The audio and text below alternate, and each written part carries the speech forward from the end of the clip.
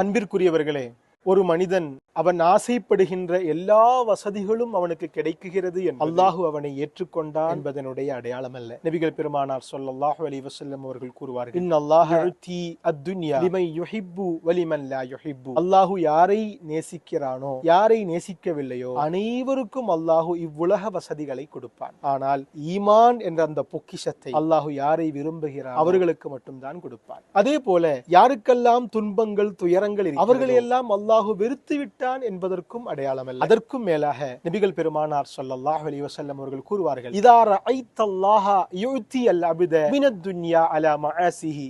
ஒரு அடிமை தவறு செய்து கொண்ட நிலைமையிலும் அவன் விரும்புகின்ற அனைத்து வசதிகளும் அல்லாஹு தஆலா கொடுக்கிறான் என்றால் அதை நீங்கள் எச்சரிக்கையாக இருங்கள். ஃபைன்னமா ஹுவ இஸ்தித்ராஜுன். அது நிச்சயமாக விட்டு பிடிப்பதாகும். அவன் விட்டு பிடித்து நாளை மறுமையில் அதனுடைய கணக்குகளை தீர்ப்பான். அல்லாஹு பாதுகாப்பானாக.